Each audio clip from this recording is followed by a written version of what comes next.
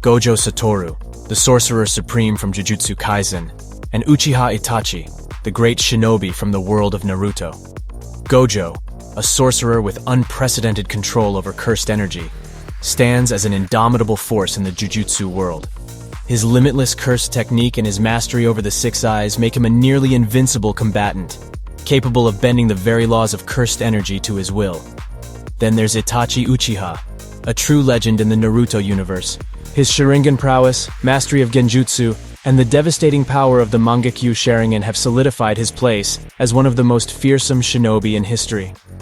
While the prospect of a battle between these two might seem like a dream come true, it's important to delve into the intricacies of their abilities to truly understand why this matchup falls far from being a close contest. Gojo's control over cursed energy is unparalleled. His domain expansion, the limitless curse technique, and the Six Eyes grant him an astounding array of offensive and defensive capabilities. His ability to manipulate space and time within his domain leaves opponents at his mercy. On the other side, we have Itachi. Itachi's story begins with a mission to wipe out his entire clan, known as the Uchiha Massacre under the orders of Konoha's higher-ups. With a heavy heart and his Mangekyo Sharingan activated, Itachi ruthlessly dispatched his kin, gaining the reputation of a cold-hearted assassin. Itachi's true intentions, however, remain shrouded in mystery. He faced his younger brother, Sasuke, in a battle that left an indelible mark on both of them. Their clash was fierce, with Itachi demonstrating his mastery over Genjutsu, Tsukuyomi. This powerful technique trapped Sasuke in a nightmarish illusion of excruciating pain, pushing him to his limits. Later, Itachi encountered Hoshigaki Kisame, a fellow member of the Akatsuki organization. Together, they confronted Jiraiya, one of Konoha's legendary Sannin. Itachi displayed his prowess with Amaterasu, summoning black flames capable of consuming anything. Their battle against Jiraiya was intense, with Itachi showcasing his tactical brilliance and elemental jutsu. As the story progressed, Itachi's path intertwined with Sasuke's once again. In a climactic showdown, Itachi unveiled his most potent Mangekyo Sharingan technique, Susanoo. This colossal, ethereal warrior served as both a shield and an instrument of destruction. Itachi's illness and his determination to protect Sasuke drove him to the brink of exhaustion, ultimately leading to his death. Now there are two major abilities that I see giving Gojo a hard time. Number one is the Tsukuyomi. Tsukuyomi requires eye contact to be performed, trapping the target within an illusion completely under the user's control.